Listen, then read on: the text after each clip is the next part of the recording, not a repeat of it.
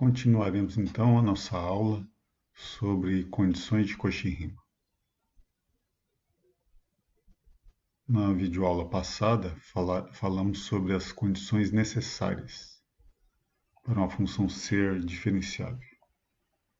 Agora falaremos sobre o segundo teorema, que aborda condições suficientes para diferenciabilidade.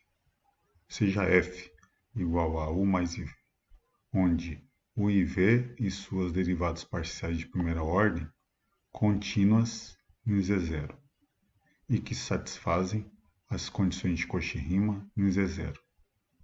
Então, podemos dizer que f é diferenciável em Z0. E temos aqui a fórmula para calcular a derivada nesse ponto. Então, a derivada de u com relação a x mais i derivada de v com relação a x. Lembre que essas duas fórmulas, nós chegamos nessas duas fórmulas quando demonstramos o teorema 1 na videoaula passada. Sempre vou usar a primeira fórmula. Tá? A segunda fórmula, na verdade, quando você substitui a derivada de u com relação a x e a derivada de v com relação a x, que são as condições de Cauchy-Riemann. Então, vai chegar na segunda fórmula. Eu uso sempre a primeira. A hipótese aqui é que a função u e v e suas primeiras derivadas parciais contínuas em Z0 e satisfazem as condições de Cauchy-Riemann. Essa é a hipótese. São as hipóteses deste teorema. Veja que não é a volta do teorema 1, né? Tá? Porque lá não fala sobre continuidade. Esse teorema 2 é ótimo para a gente provar que a função é diferenciável num ponto ou diferenciável num domínio, ou analítica num domínio. Então, mostre que a seguinte função e elevado a menos x, que multiplica cosseno de y menos i seno de y, é diferenciável para todos os z complexos. E queremos determinar qual é a sua derivada. Então, a parte u, a parte real, elevado a menos x cosseno y, a parte imaginária, menos n a menos x, seno de y. Então, vamos derivar u com relação a x, v com relação a y. Então, verificamos que são iguais para todo x e y. Segunda condição também vale para todo x e y. Observe que u e v são produto de funções contínuas, então são funções contínuas. Ok? E as suas derivadas parciais de primeira ordem também são contínuas. Então, pela hipótese, a função f é diferenciável para todo plano, para todo ponto do plano. E agora a gente vai determinar qual é a derivada. Derivada, então, eu vou considerar, essa vai ser a parte real da derivada, que é a derivada de u com relação a x, e essa aqui é a parte imaginária da derivada, que é a derivada de v com relação a x. Tá? Então, montamos a função, vai ficar e elevado a menos x vezes cosseno de y, que é u, e e na menos x, seno de y, vezes i. Então, está aí a derivada. Ok? Então, um exercício que a gente aplicou, o teorema 2. Observe nesse mesmo exemplo que a função f, tá? Que é definida dessa forma aqui, é justamente e elevado a menos e. Então, a função f é justamente a função e na menos e. Lembre que quando o z é real, a derivada de e elevada a menos e, quando z é real, vai dar o quê? Vai dar menos e na menos e. E, neste caso, dá exatamente isso. Ó, essa aqui é a nossa derivada, que a gente chegou no resultado do exercício. Tá? Reescrevendo aqui, eu vou ter que, veja que aqui trocou sinal e aqui trocou sinal, certo? Então, isso aqui é menos e elevado a menos x menos y, ou seja, menos e elevado a menos e. que é a própria derivada. Outro exemplo, mostre que esta função é diferenciável somente sobre os pontos da reta y igual a 2x. Verificado isso, vamos argumentar por que essa função não é analítica. Então, aqui eu tenho u, aqui eu tenho v, derivo u com relação a x, derivo v com relação a y. Bom, isso aqui vai ser igual se 4x é igual a 2y, ou seja, se y é igual a 2x. Do outro lado, a derivada de u com relação a y dá 1, e a derivada de v com relação a x dá menos 1. Portanto, a derivada de u com relação a y é menos a derivada de v com relação a x. A segunda condição vale para todo x e y. A primeira condição só vale para todos os pontos da forma y igual a 2x. Então, juntando as duas condições, a função só é diferenciável sobre os pontos desta reta. Então, sobre os pontos da forma x mais 2xi. Observe aqui que a função u, a função v, a derivada parcial de primeira ordem de u e v são funções contínuas para todos os pontos do plano. Portanto, vale a hipótese do teorema 2. Portanto, a função só é diferenciável sobre os pontos. Então, eu considero aqui quem é a derivada de u com relação a x, que é 4x, e a derivada de v com relação a x, que é menos 1. Então, a nossa derivada é 4x menos i. E essa derivada só vale nos pontos da reta. Agora vamos argumentar por que essa função não é analítica. F é diferenciável somente sobre os pontos da reta. Portanto, não existe uma vizinhança em torno de algum ponto desta reta, de modo que a função seja analítica. Porque se você centrar um ponto ali sobre a reta, vai existir pontos da reta e pontos fora da reta. Os pontos da reta é diferenciável, a função é diferenciável. Os pontos fora da reta não é diferenciável. Portanto, a função não tem como ser analítica. Ela não é analítica em qualquer ponto do plano.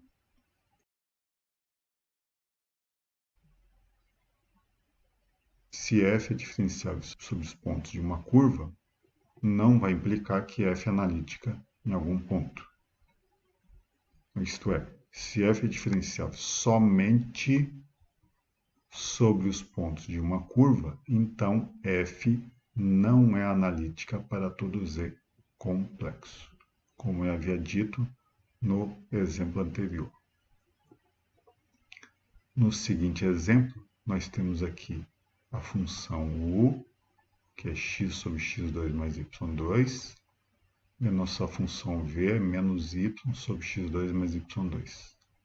Queremos demonstrar que essa função ela é diferenciável para todos os pontos do plano, exceto onde este denominador seja igual a zero, ou seja, exceto no ponto z igual a zero. Então, deriva aqui.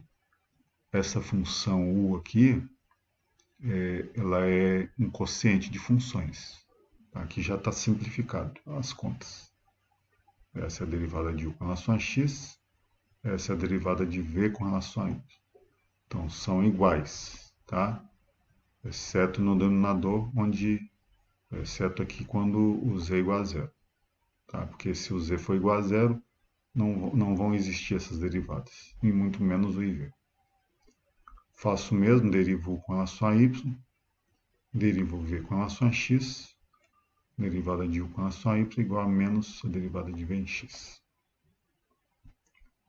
Tá? Então, essas funções, tanto u quanto v, quanto suas primeiras derivadas parciais de primeira ordem, são contínuas no domínio D, especificado que são todos os pontos do plano, complexo, exceto z igual a zero. Então, são satisfeitas todas as condições, todas as hipóteses do teorema 2. Então, a função é diferenciável em D. Já que ela é diferenciável em D, ela é analítica em D. Portanto, podemos determinar sua derivada. Substituímos a derivada de u com relação a x, que é menos x2 mais y2, sobre x2 mais y2 ao quadrado, e a derivada de v com relação a x, que é 2xy sobre esse termo aqui ao quadrado. Por isso que eu coloquei aqui em evidência. Tá?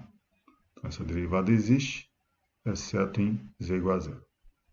Tá aí. Outro exemplo em que aplicamos o teorema 2. Esta função aqui, ela é uma função real. Por que ela é uma função real? Porque ela não tem a parte imaginária. Tá? Só tem u aqui. Então, u é x2 mais y2. E v é igual a zero. Então, ela é uma função real de uma variável complexa. Nossa variável é z. Ok? Então, tá aí u e v. Então, uma função bem simples de verificar. Ó, a derivada de u com relação a x é 2x. Derivada de v com relação a y é zero. Aqui é a derivada de u com relação a y. Aqui é a derivada de v com relação a x. Bom, então essas condições vai valer quando x é igual a zero e y igual a zero. Ou seja, a função quadrado do módulo de z é diferenciável somente em z igual a zero.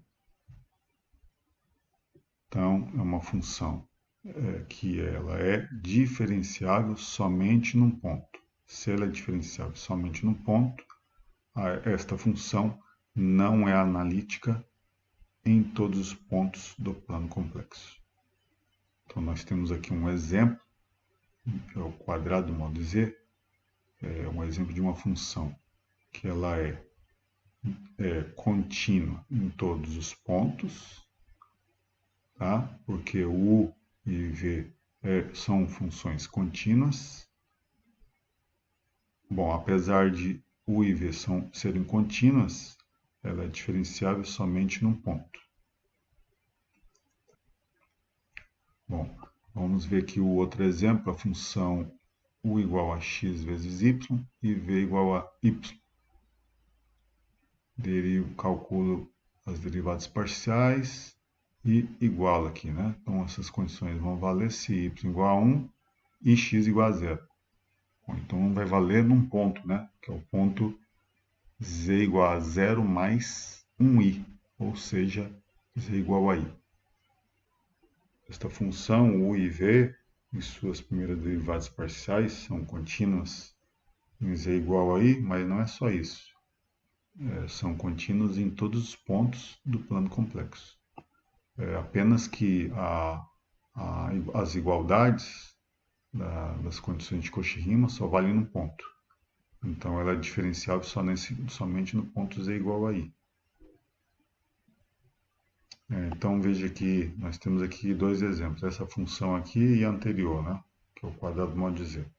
Então, ambas as funções são contínuas em C, diferenciáveis em um único ponto e, portanto, não analíticas no plano complexo. Tá? Dois exemplos aí de funções que têm essas três características. Em coordenadas polares também temos condições de Cauchy-Riemann. Só que aí eu tenho que mudar de coordenada.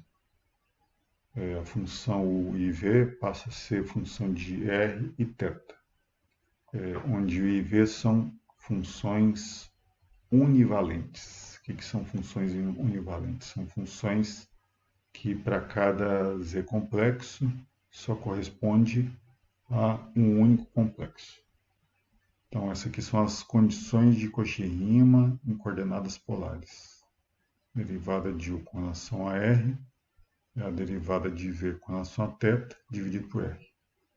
E a derivada de v com relação a r é menos a derivada de u com relação a θ sobre r. E essa aqui é a derivada. E elevado a menos i θ vezes derivada de U com relação a R, mais I derivada de V com relação a R. Existe uma outra fórmula que é só você substituir aqui as condições e chega na outra fórmula. Mas essa aqui é a mais simples. Eu vou deixar aqui um exercício, na verdade, dois exercícios. Eu não vou demonstrar, mas eu vou dar as ideias como fazer. F a ser considerado é U mais IV, sendo que x é R cosseno θ e y é R seno θ. U e V dependem de x e y. X e y dependem de R e θ, como está aqui nas equações. X depende de R θ, y depende de R θ. Então eu posso montar aqui uma regra da cadeia. E aí você consegue chegar nestas 4 equações tranquilamente, tá? Que aí em algum momento tu vai substituir a derivada de x com relação a r, derivada de x com relação a θ, o mesmo aqui em y. Por isso que vai aparecer o cosseno θ, seno θ, nas 4 equações. Esse primeiro exercício aqui é simples para se chegar. Depois vocês vão usar as condições de Cauchy-Riemann em coordenadas cartesianas para mostrar as condições, para chegar nas condições de Cauchy-Riemann em coordenadas polares. O que vai dar mais trabalho é o exercício 2. Bom, no exercício 2, você já pode usar o resultado do exercício 1. Bom, no exercício 2, também F é igual a U mais IV, onde o IV depende de Rθ. Então, você vai considerar que essa função ela é diferenciável em Z. Quando digo que a função f é diferenciável em Z, valem tanto as condições de Cauchy-Riemann em coordenadas polares, quanto as condições de Cauchy-Riemann em coordenadas cartesianas. Pode usar isso aí como hipótese. Bom, aí vocês vão resolver essas duas equações como um sistema. Então, nesse sistema, você vai determinar quem é a derivada de U com relação a x. Depois vai montar um outro sistema usando essas outras duas equações. E aí você vai determinar quem é a derivada de V com relação a x. E aí eu quero que vocês cheguem nesse resultado. Tá? Como que você vai chegar? Tu vai considerar que a tua derivada é filhinha de Z, derivada parcial de U com relação a x, mais I derivada parcial de V com relação a x. E aí vai encontrar quem é o derivada parcial de U com relação a x e a derivada parcial de V com relação a x. Vai substituir e vai chegar neste resultado aqui. Tá? Quando você multiplicar isso aqui, tu vai chegar exatamente no resultado. Então vai chegar nisso aqui. Isso aqui é exatamente a função e elevado a menos iθ, vezes a derivada de U com relação a R, mais I, derivada de V com relação a R. Essa é a forma mais compacta do que esta primeira. Então, eu vou deixar esses dois exercícios aí para vocês fazerem. Então, nós temos aqui o teorema. F igual a U mais IV, onde U e V dependem de Rθ, definido em uma vizinhança de Z0, onde Z0 está escrito na forma R0, cosseno de θ0, mais I seno de θ0, onde R0 é diferente de zero, ou podemos dizer que Z0 é diferente de zero. A hipótese é que U e V e suas primeiras derivadas parciais de primeira ordem, com relação a Rθ, são contínuas em Z0 e satisfazem as condições de Cauchy-Riemann em coordenadas polares. Tá? Então, isso vai implicar que a derivada é esta aqui. Na verdade, esse teorema aqui é parecido com o teorema 2, só que no teorema 2 em coordenadas cartesianas e neste teorema em coordenadas polares. Mais um exercício aqui, um exemplo. A função raiz quadrada de z. Eu considerei aqui o nosso θ entre 0 e 2π. Então, a nossa função aqui é raiz de r cosseno de θ sobre 2 mais i seno de θ sobre 2. Lembre que raiz de z teria dois valores, né? Só que aí seria uma função multivalente. Por isso que aqui só especifiquei uma raiz. Cosseno de θ sobre 2 mais i seno de θ sobre 2 vezes a raiz de r. R é maior que zero e θ maior que zero e menor que 2π.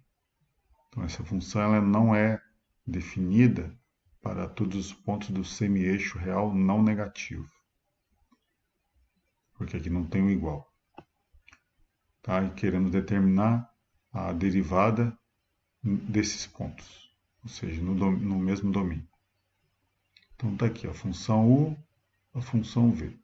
Eu tenho que derivar u com relação a r, então eu derivo raiz de r, fica meio de r a menos meio, cosseno de θ sobre 2, rearranjando, fica raiz de r sobre 2r, cosseno de θ sobre 2. Calcula a derivada de v com relação a θ, e aí comparando, derivada de u com relação a r, com derivada de v com relação a θ, tem esse 1 sobre r aqui.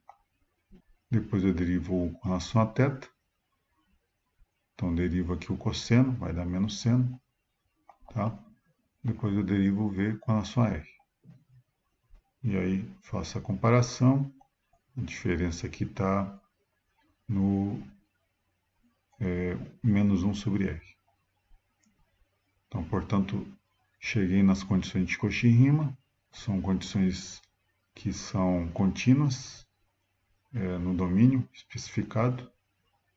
As primeiras derivadas parciais são contínuas, então satisfazem as condições de Cauchy-Riemann.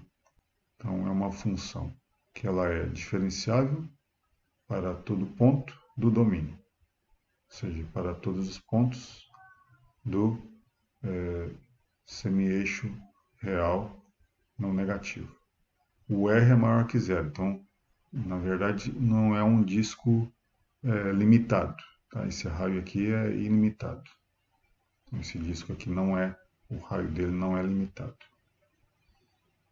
A derivada, podemos montar, substituímos a derivada de U com relação a R e a derivada de V com relação a R. Então, substituímos, chegamos, podemos reescrever isso aqui em termos de exponencial, fica aí elevado a iθ sobre 2, junta as duas exponenciais, chega nisso aqui, tá? Ou podemos reescrever raiz de r sobre r como sendo r elevado a menos meio.